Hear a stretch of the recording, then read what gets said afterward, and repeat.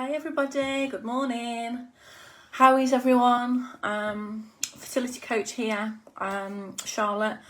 So please let me know if you're there, say hello. Let me know if you can hear me.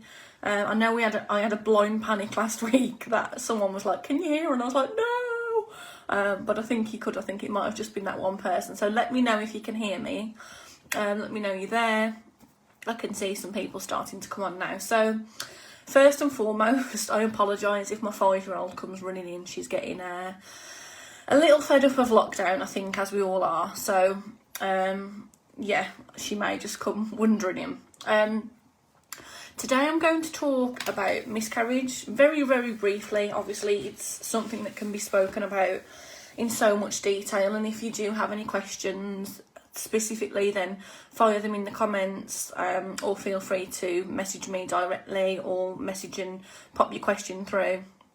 So miscarriage, it's just an awful thing. I've been there myself, unfortunately, numerous times, and the way that I felt when those happened are just part of the reason for me starting this business and the programs that I run. So a lot of people will ask,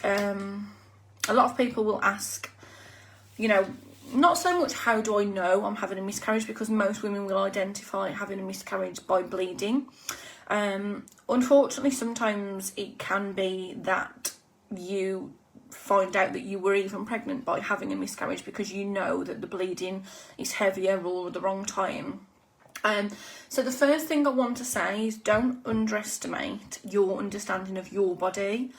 It's one of the things that I hear about and we speak about all of the time. So, and that's in every sense of your fertility journey, and even through to your pregnancy and labour and giving birth. Don't underestimate how much we understand our body. We know what we know, and our body is very good at giving us the signs that we need. So an example of that is a really quick one. When I was in labour, so I'd finally managed to get pregnant, stay pregnant, and I had a horrific labour, and I kept getting told that, you know, I was nowhere near, and I kept saying, you know, I had all this panic that I didn't want to be that first time mum in labour that, you know, the midwives and nurses laughed at, because I was saying, you know, the pain's really bad, it feels like I'm ready, and it sort of be like, oh, you know, first time mum, and I was so worried about the way I portrayed myself and what people thought. And actually, because they hadn't checked me for a while, I'd sort of gone from like 2 centimetres dilated to fully dilated in an hour, and it was like that I was ready. So that was a huge lesson to me, to really speak out about my body and how I felt, and not to underestimate that, because we do know. So I've had a lot of clients and myself where I knew that something wasn't right, and I've put off going and asking for help or seeking help or advice, because maybe, again, like the giving birth, I thought someone was going to laugh at me or tell me I was panicking or something else. So first and foremost, don't underestimate your understanding of your body. If you think and feel something, go and get it checked. You know yourself better than anybody could. So that's the first rule. If you knew you were pregnant, obviously you're going to be more aware of bleeding. And one of the other things that comes up a lot for people is that they'll say, oh, you know, I was only so many weeks, or you were only so many weeks, at least it was early. No, a miscarriage is a miscarriage, and it's soul destroying, it's heartbreaking. Whether you've been planning your pregnancy, whether you've been trying for 1 month, 6 months, a year, 10 years, it doesn't matter. A miscarriage is a miscarriage. So I really want the fertility world to get away from this, or, well, at least it was early, you were only so many weeks. No, a miscarriage is a miscarriage. So because people will say to me very often, I was only 6 weeks, so I didn't go and seek any help. I didn't go to A&E or the emergency room, or I didn't go to my doctors because there's nothing that they could do, or, you know, I don't think I should feel this upset because I was only 4 weeks, or I was only 6 weeks, or... And first of all, that's just a stigma. You feel how you feel. And again, you know your body. So no matter how far along you are, or if you think, oh, you're only this far, or somebody says, oh, you know, I wouldn't bother going to the emergency room or to A&E because they can't do anything, whilst no, they probably won't be able to do anything, unfortunately, it's really, really important if you are going through a miscarriage, no matter how early, to go and seek help. And the reason that I say that is because the faster that you can seek help, the faster you can be checked. So the reason that I say about going and getting checked no matter how early your miscarriage is if things aren't happening the way that they should be, and your body isn't doing what it should be, and should be sounds awful because we don't think our body should ever be, getting anything out. So when we're having a miscarriage, again, our body knows what to do, and it does the appropriate things most of the time. Sometimes it doesn't do them correctly because our bodies don't just function correctly. They're not like that. And if we don't go and seek that help there and then, it can mean that we have to have a D&C later on. It can mean that something could be missed. So you could have a scan, you could have something and them say, actually, this didn't look right. So it may mean that you go and get some further help from your doctors or a gynecologist, or you have an investigation. So don't fall into the trap of thinking, oh, it was only this early, or allowing someone to say, well, it was early, so, there's nothing really they can do. Because sometimes, even though they can't do anything, those investigations can stop the chances of it happening again, or give you some of the answers that you might be looking for. I'm just going to scroll back because I saw a couple of questions come up. Leonie, I'm 6 days late on my period. Should I worry? I have taken tests, but both negative. Okay, Leonie, so 6 days late. Have you taken the tests within the last day or two, or did you take them on the day of your missed period? Also, it shouldn't be that we have to rely on certain brands, but certain brands have a higher, a higher hormone level to test than others. Do you have any symptoms? Is there anything else that's not going on? Things can delay periods, so stress, which the whole world is massively stressed at the moment. I would, hold on, I think you've commented again. Yesterday I've taken them, so you were 5 days. So, yeah, really, they should have come up positive if it was a positive test. Are they two different brands? Sorry, I know I keep asking you questions, but are they two different brands or are they just one brand? Because I'll always recommend getting two different brands if you can. When I first got my positive on my first response with my daughter Remy, I had like a cheapie off the internet, and that didn't come up for about 7 days after. I'm cramping that feel like period pains but no periods. No, the same brand. Okay, try another brand. 2 brands is always a really good idea. So try another brand. I'm not in any partnership or affiliation with them or anything, but first response, early response are the ones I tend to recommend if you can get them. Or the clear blue, the yes, no, or pregnant, not pregnant, and then they tend to tell you the weeks, and it'll be like 1 to 2, 2 to 3, or 3+. They're the best ones that I generally recommend. So do another test, get another test, make sure it's another brand than what you have been using. I'd give it maybe, so you're on day 6, I'd give it maybe 4 days, so maybe towards the end of this week, Thursday, Friday, and if you still haven't come on, call your doctor's office and ask for, when you go there, generally they'll ask you to do another test, like the white stick ones, but they will normally do a blood test as well. Let me scroll back. So let me know how you get on, Leonie, and please feel free to message me if you have any questions or anything else, and just let me know anyway how you do get on, because I do genuinely care when I'm speaking to people. I want to know how they've got on, and I sit there at night thinking, I hope they're okay, and how did they get on? Victoria, I was cramping at 7 weeks, went in, and the doctor said, don't know why you are here. You have 5 children, so it doesn't matter. Oh my God, that's awful. Oh God, Victoria, I'm so sorry that you've had to go through something like that.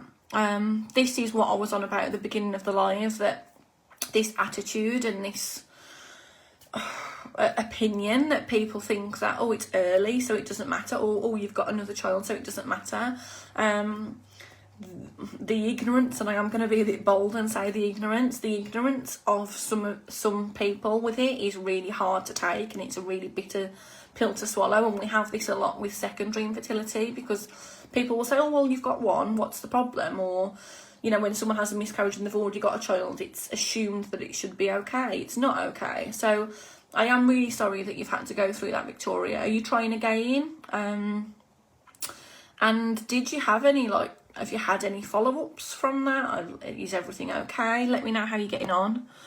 I'm just scrolling through. So whilst I'm scrolling through, one of the things I get asked a lot is, should we try again straight away? And I get it. People want to try again the month after, because we can fall into this, oh, well, you know, I must be fertile at the moment because I fell pregnant, and okay, I've had the miscarriage, but let's try again because my body's obviously doing what it's meant to be doing, or he's doing what he's meant to be doing, and together we're working, and yay.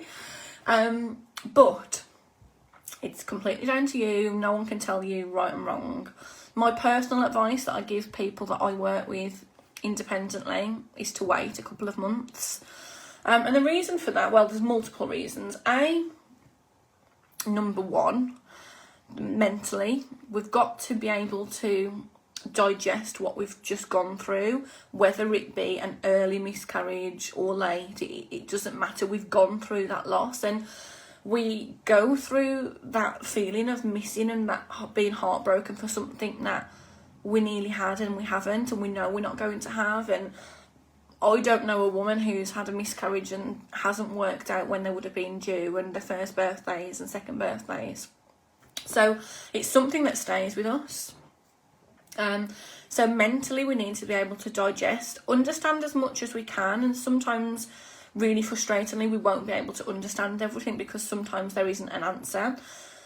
So emotionally and mentally, we need to deal with that and really just give ourselves time to breathe, take care of ourselves, have the self-care and self-worth, and look after ourselves, and then allow ovulation to go back to normal. Now, generally, ovulation will happen again the next month in most circumstances, but the periods don't always just click back like that. And people link ovulating with, oh, my body's back to normal. That doesn't mean that. Those two aren't linked like that after a miscarriage. So your periods can take anywhere between sort of about 8 weeks to 6 months to go back to normal. So I really recommend letting your body go back to as normal as possible.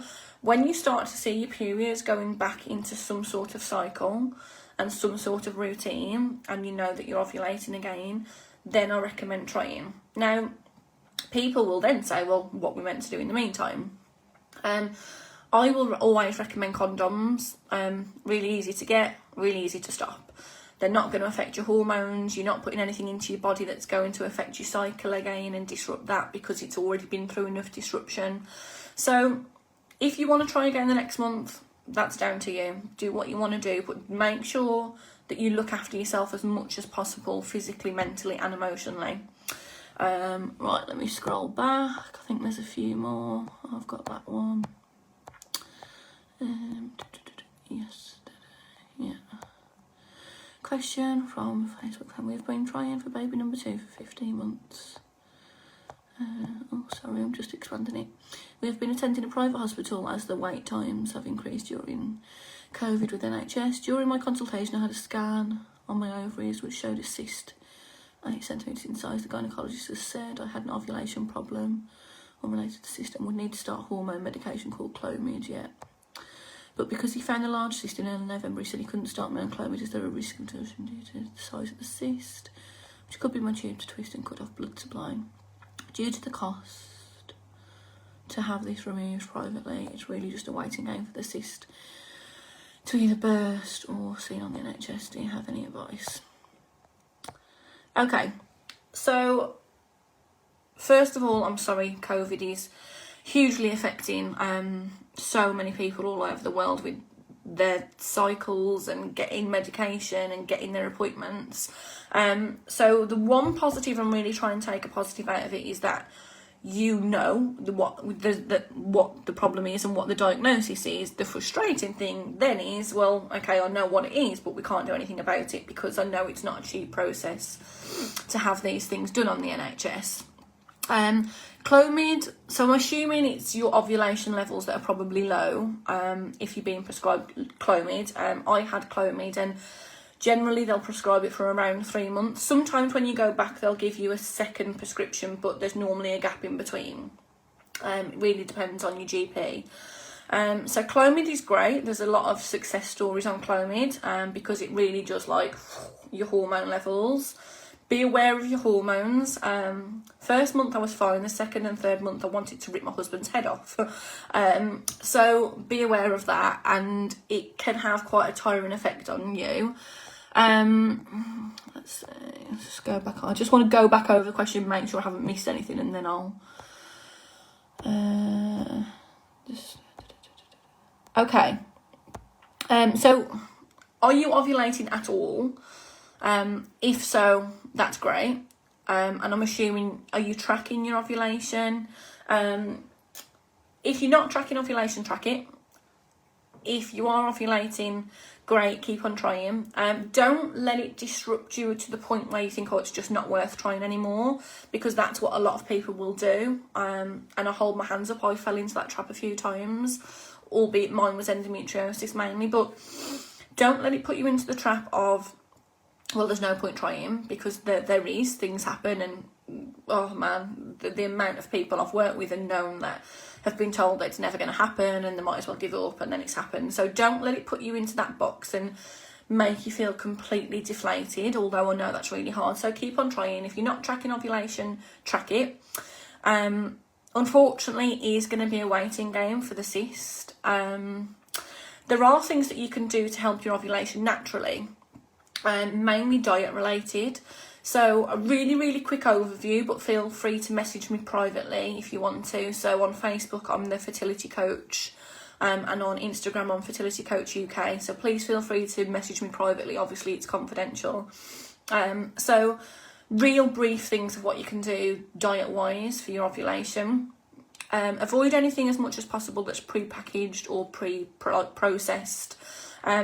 General really quick rule is, if it hasn't got colour, avoid it. So we don't want like a beige diet, or what I call like a baking tray tea. There's nothing wrong with them, we all have them, but we really want to try and get the goodness into us, so all the veggies, fruit. We can have carbs, but if we're going to have carbs, try and have them like earlier in the day when our body's still going to do it. Gentle exercise is really good for increasing ovulation. So most people think that they need to go like full force at exercise and do like HIIT classes and boot camps every day of the week. Walking, yoga. I'm trying to think what we can actually do in lockdown without me saying, oh, go swimming or go and do this. So walking, yoga, maybe like a gentle workout at home. So maybe like a little step class if you've got a step at home, or something you can use, obviously safely.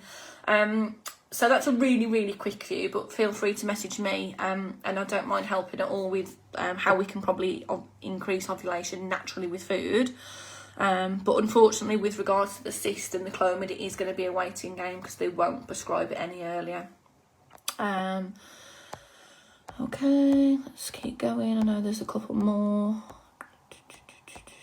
No problem, Leonie. Let me know how you get on. I sit there and drive myself mad wondering like how people are getting on. Victoria had a confirmed miscarriage after that. Oh, but I did get pregnant again, and I'm now 13 weeks, 5 days. Oh, that's made me smile, Victoria. I'm so sorry that you went through those 2 miscarriages, but I'm really pleased and happy for you that you are pregnant. Did they ever give you any explanation? Did they do any bloods? Is there anything that you've got to be careful of now? I'm sure you're being completely cautious, because when you've been through it once, it stays here and here. But I'm really pleased that you are pregnant again. Just keep safe at the moment, especially. I'm sure I saw another question. People forget also that when you're pregnant, you're scared again. So very easy, be happy you're pregnant and enjoy, but you really can't yet until you cross the 20 weeks. And still then something comes up or doesn't feel right, you're straight back into worry mode. Yep.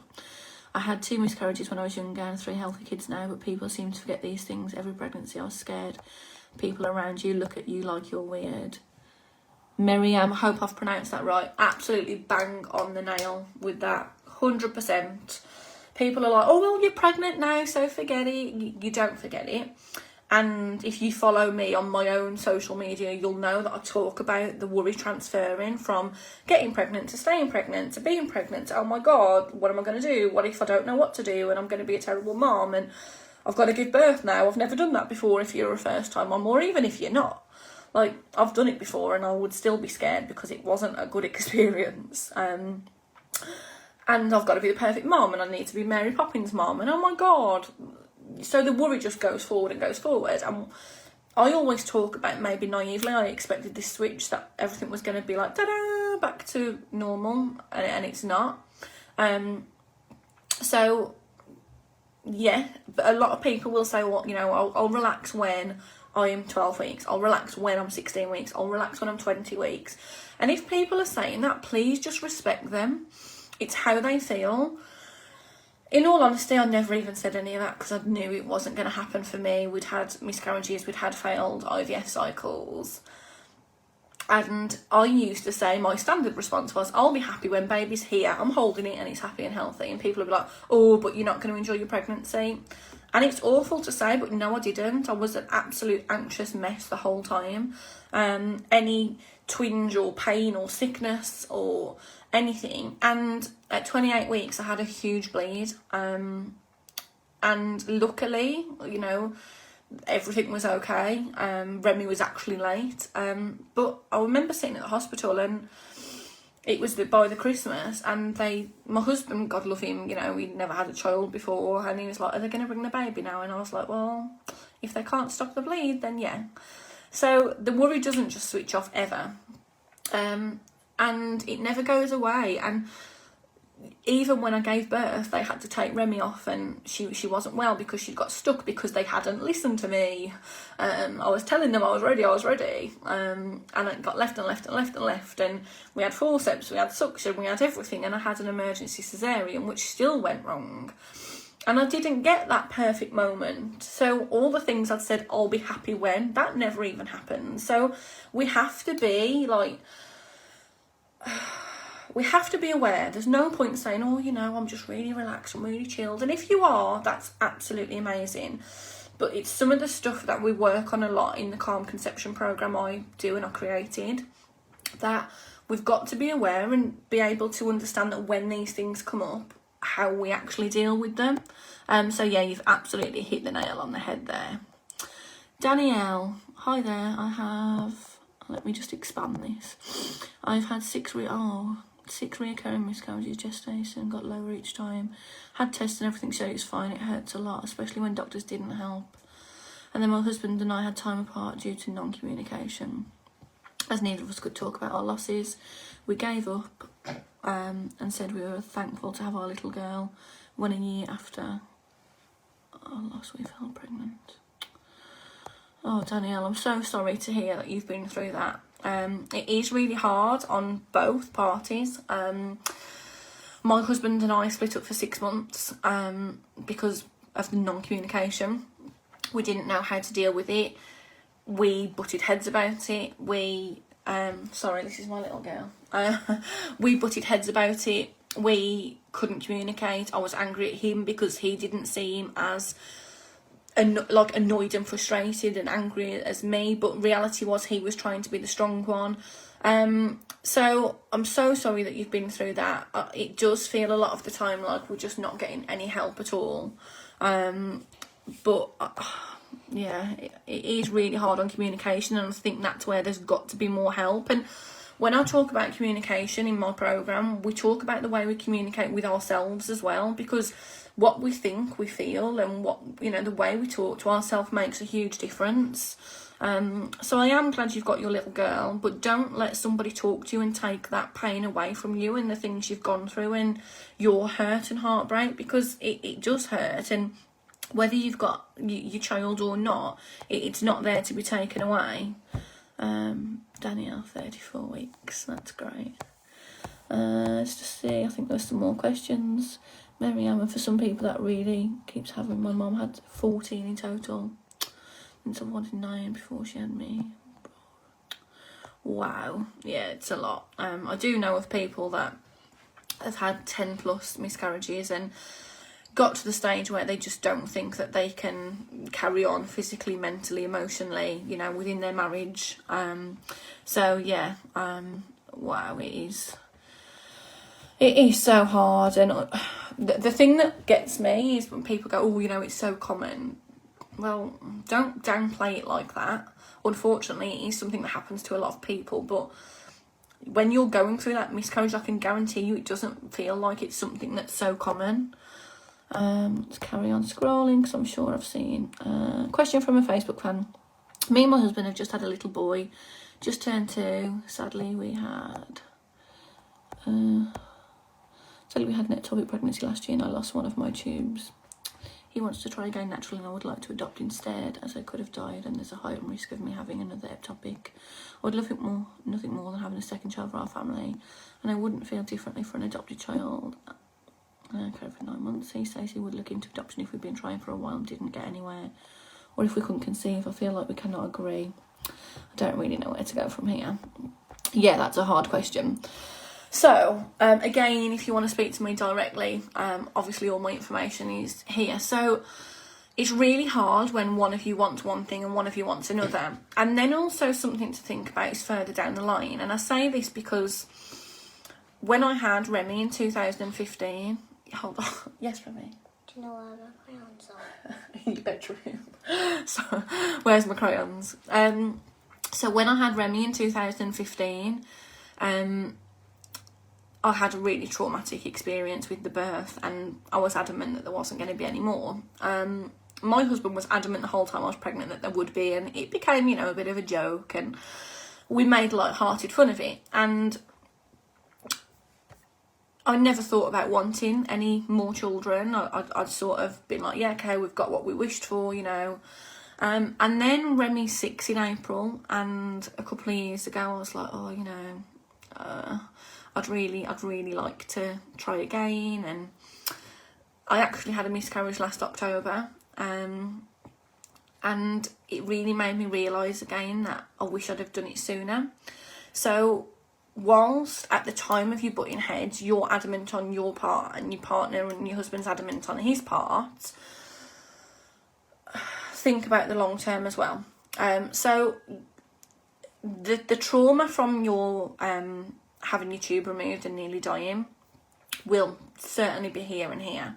And I think that that's definitely something that you would probably need to seek help with before getting pregnant, because what I would hate you to do is go the whole 9 months of a pregnancy worried about... Hold on, Remy, can I have a quick minute, please? Go the whole 9 months of a pregnancy worrying about that happening and worrying about, oh my God, that's what happened last time, because our subconscious is very powerful. And that's why I work with hypnotherapy so much, because our subconscious is the one that we have to really get into and tap into. So definitely seek some help on that. I can help you with that, with the trauma of that, because that will be going round and round and round, whether we realise it sometimes or not. Adoption is a wonderful thing. I would love to adopt. And I can wholeheartedly agree that I know that I wouldn't love that child any less than Remy. So that's, you know, that's an amazing thing. It's wonderful to do. It seems like the one good thing that you have maybe already done, if not agreed to, is put your boundaries out there in a timeline, which is one of the things I say to couples mostly to do. So okay, well, this is how we're going to compromise and this is the timeline we're going to put on it.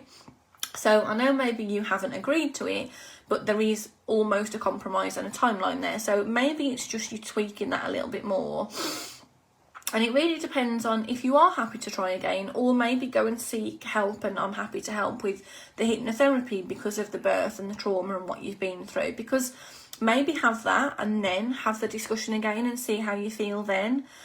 Because if you can start to deal with those memories in the past and almost start again on as clean a slate as possible, you may feel differently about it. So just one step at a time, baby steps. But I would certainly recommend first step for you, deal with the trauma of what's happened before. There are lots of people who get pregnant with one tube, so it's not impossible, but it's really down to you and what you want to do. Don't put yourself in a position where you're pregnant and scared for the whole 9 months, because that was going to make you ill and stressed and anxious in a whole other way, because you're going to be worried about what's going to happen, and then you're not going to be calm going into birth and giving labour and having, being in labour. So certainly just start one step at a time, and maybe just say to him, look, are you okay with me going and seeking some help and some support about what's happened, and then we'll have the conversation again, and do that and break that timeline down. So, we'll have the conversation again in 3 months. So small steps are always best, because in a year that can seem like a huge timeline and it can seem like a lot's happened. But again, I know your question's anonymous, but if you want to reach out to me privately, then I can help with that more, hopefully. I think there's a couple more. Danielle, I agree. Every time I felt pregnant, I was over the moon, but then heartbreak happened. I had my first miscarriage at 14 weeks. I panicked for ages. We can't stay calm. We always worry when we've had losses. And the question, oh my God, are we going to lose it? Will everything be okay? And when the loss happens, it makes you feel useless and not want to try for more after so many losses. Yep. And it feels like a chore. Yep. It really does. One of the things I always say is, doing the baby dancing, people say, oh, it starts off all wonderful and it's, all practice makes perfect. Oh, I bet your husband's loving it. And you're like, oh, whatever. For the first 3 months, yay. And then you're like, and I call it, when you've been trying to conceive, an act time to perfection, to give you the ultimate chance that month. And one of the first questions I ask people on my program is, are you being intimate just around ovulation? And most people will say yeah, because it's become a chore. We've lost that spark within ourselves, within them, within our relationship. We're literally being intimate to make a baby now. And then that makes us feel dreadful. So we've got the worry of, oh my God, if I get pregnant, is it going to happen again? So it really affects the heart and the head way more than we give it credit for. Let me keep going. Split for 4 months after he couldn't express his feelings. It's very common, Danielle. I'm not going to generalise everybody, but most people I work with is their husband or their partner. And when I sat down and spoke to my husband about it, I said, why? And he was like, we taught that the men are going to be there for you, and when it happens, everyone says, oh, she needs you to be strong for her, and but it's both of your babies, it's both of your dreams. And I think, if they're struggling to express how they're feeling, it can get miscommunicated in that they don't care as much, and well, maybe they don't want the baby, and we can start to drive ourselves crazy with all these things swirling around in our head. Ellen Pierce, I'm a 6th miscarriage, 5 recurrent. 5 recurrent miscarriages to this, only 4 + 6, and I'm incredibly nervous. Been diagnosed with ABLS and on daily aspirin. Pessaries. Just wonder if you think these meds will help my diagnosis, or am I just delaying the invalid? Okay, Ellen. Sorry that you've been through 5 recurrent miscarriages to this pregnancy. Physically, mentally and emotionally, I'm sure you are spent. So first word of advice would be go and seek some help and some support for that nervousness. And for the past, when we have our successful pregnancy and fingers crossed everything goes okay, we think, oh, it's okay now, but we've still lived and breathed that, we've been through that. So don't underestimate that. I would seek some help and support for that. I'm happy to guide you with that. And were you on the pessaries before? If not, I'm your walking case of that helping me, because everything that had happened before, whether it had been IVF or naturally, just wasn't staying. And with my IVF that worked and stayed, I was on pessaries twice a day, right up until near enough the end, and it helped. It did help. And whilst I can't say yes, that's what made that pregnancy stick, because I did lots of other things the second time round. I tried everything. I was eating pineapple. I was having acupuncture, I was having hypnotherapy, which is where my love of hypnotherapy started, and that's why I became trained in it, and that's why my course is such a mix mash with coaching and hypnotherapy. So whilst I can't say that that's 100% what caused me to be able to carry full term, it definitely did something, because there'd been multiple miscarriages after, before that hadn't stayed, and then the miscarriage I had last October, so October 2020, I didn't have any pessaries. So I know that they make a drastic difference to me and with multiple clients I've worked with, so fingers crossed that's the answer for you. I know it's really, really, really hard, and I don't want it to come across like it's easier said than done, because I've been there, and obviously I speak to people about this stuff day in, day out, but try and work on the mindset as soon as you can, because we're almost waiting for the inevitable to happen. And what we think and feel, we become and we attract, and we'll get ourselves so down that later on in pregnancy you'll become exhausted physically, mentally, emotionally, and then you've got to go and give birth and be mum. So again, if you want any more help or support, just with everybody on here, whether you've asked a question or not, just reach out to me privately. Obviously everything's confidential. Just scrolling through, I think there's been loads of questions today, which is really nice. Who would I seek support from? My GP. No, this is my first pregnancy with a pessary. Great. I would say, just from the work that I do with people, pessaries do make a difference. So that's one positive. You can try your GP. Now, I'm not tarnishing everybody with the same brush, or, it's very much dependent on area. What I will say is, when you go to a GP, they'll generally talk to you about counselling. Now, unfortunately, the problem with a lot of the counselling through your GP, and sometimes through the NHS, is that there's a 3 and 4 month wait. So sometimes even longer, and it may be at the moment. So the problem then becomes you're halfway or a third of the, 3/4 of the way through your pregnancy, and you needed it earlier on. So by all means ask your GP, but there's so much out there. There's like hypnotherapy, which I do and works wonders with people. I had it myself, that's why I trained in it, because I loved it so much. There's Reiki, there's counselling, there's so much. So anything where you can really just go and get your feelings out, and it's almost like, being able to have an argument and getting everything out and not having someone come back or interrupt you. Hypnotherapy is great, and the reason it's so powerful is because it connects with our subconscious mind. So our subconscious mind is what controls it. So our subconscious mind is what pushes all the thoughts of, oh my God, it's going to happen again. Oh my God, this is my fault somehow. Oh my God, I'm just never meant to be a mom. Oh my God, what's that pain? Oh my God. And just taking you back to all those situations previously. So our subconscious mind controls 90% of all of our actions, thoughts, feelings, emotions. So it's really powerful. So I hope that that's helped. No problem, Ellen. Just message me privately if you want any more help or support. And I think that's it. There's been quite a few. So what I'm going to finish on is, people will generally say, is there anything I can do to prevent another miscarriage? A little bit like we've touched on with Ellen, although differently with her diagnosis and medication.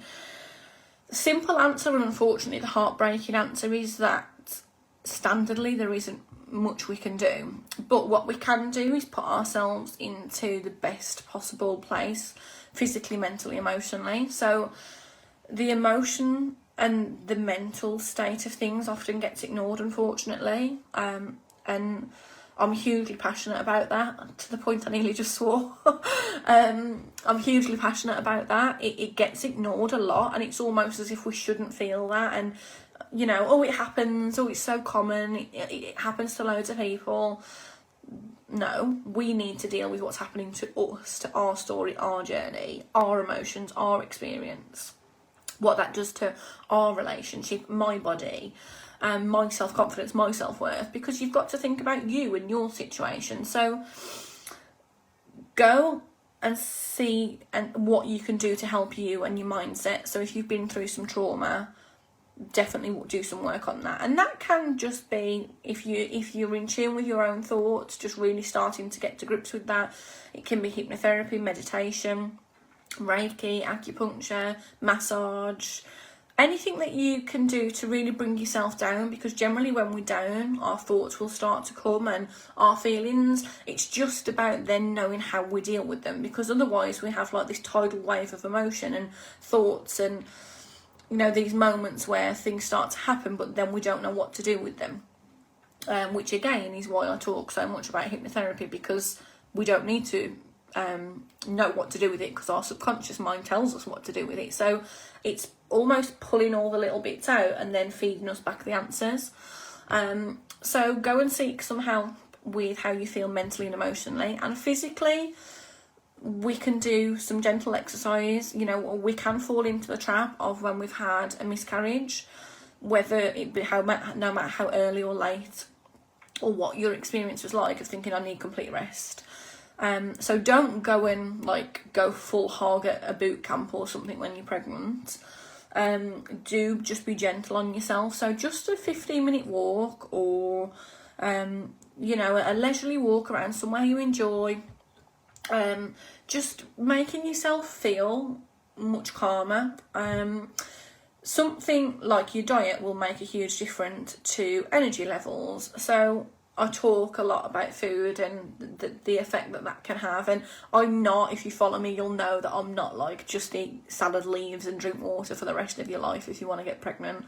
I'm very much a realist, and we all like a bit of chocolate cake, or, you know, a glass of wine or something. So I'm all about small changes that we can adapt to and really bring into our life permanently, and then we move on to another change, rather than wiping everything out and starting, because we're almost setting ourselves up to fail if we do it like that. So just try and review your diet and increase the freshness. Like the ovulation, you know, increase your vegetables, increase fruit. Try and avoid, you know, as much sweet things as possible. So make it a weekend treat if you're having a takeaway, or, you know, if you're trying to conceive, rather than obviously being pregnant, if you're trying to conceive, have a glass of wine on a Saturday rather than maybe 4 nights a week. Or obviously if you are pregnant, I do recommend avoiding alcohol completely. But just small manageable changes are much better than bang. But diet is really important within your pregnancy, whether you are worrying about miscarriages and you've experienced it or not, just because physically we need to get ourselves into the best possible place. And the last thing I'm going to leave you on is, it's almost like preparing yourself for the 9 months to be in the best place physically, mentally and emotionally to give birth. I think I've just seen one question come in. Vicky Harris: I've had 5 miscarriages total, but I was put on posture pessaries. Baby breastfeeding now through. Yes. I got totally numb after the first few times, which is awful. I found Tommy's a very useful site. Just to let you know, you're not alone. He's a massive help. Hi Vicky, thank you for that. I'm so sorry to hear that you had to go through 5 miscarriages, but really good that when you were put on that you've got your 3 boys now. So hopefully that's a really good sign for you with the pessaries, that they do make a difference. Like I say, I know a lot of people who've been put on them, and it has made the world of difference. And it really is just about having that support out there and knowing that you aren't alone. Tommy's is great, and there's lots of other you know, websites that are great and that are supportive. The one thing I will say, and that I'm always mindful of, is, and when you're trying to conceive, so this is a bit more of a broad thing I suppose, I talk all the time about, I spent so long and so many evenings online looking at forums, and I found that I was connecting more to other people than myself, because I was connecting to their story. And I fell into this trap of, oh well, so-and-so from America in 2007 got pregnant because they used this tablet. Oh, I'll buy that tablet. I didn't know what the tablet was going to do for me. I didn't know where it was coming from, because it worked for them, so I assumed it worked for me. And then I found that I was connecting with so many other people's stories, and when I assessed, I thought, actually I'm not connecting with myself and really starting to look at me. And again, if you follow me or you have done my Calm Conception program, you'll know I talk all the time about building your own book, having your own chapters, because it's really important to know as much as possible about you. So your story, your diagnosis, your history, your present, your future. We spoke earlier about your boundaries and timelines. So it's really important to know as much as you can about you. So whilst with miscarriage, it's really good to feel that you're not on your own. Make sure that for you and your story, you have got almost an answer or piece or understanding of how you can move forward, because the last thing anybody wants then is to get pregnant and be nervous the whole 9 months. Or you're probably not going to completely take the nervous away, but get pregnant and not know how to deal with the nervous or the anxiety, and the understanding, and break that down. And that comes from a lot of limiting self-beliefs, which is something I work on a lot myself personally and with clients. So hope that's been informative for everyone today. I know there's been quite a lot of questions and I think I've answered them all, but if there is anything, then feel free to pop your question on here and I'll respond to it later, or check me out on my social media. And if anybody who's asked an anonymous question wants any more support, then message me privately, and I will be on Instagram next Tuesday at 11 a.m. Take care, have a great weekend.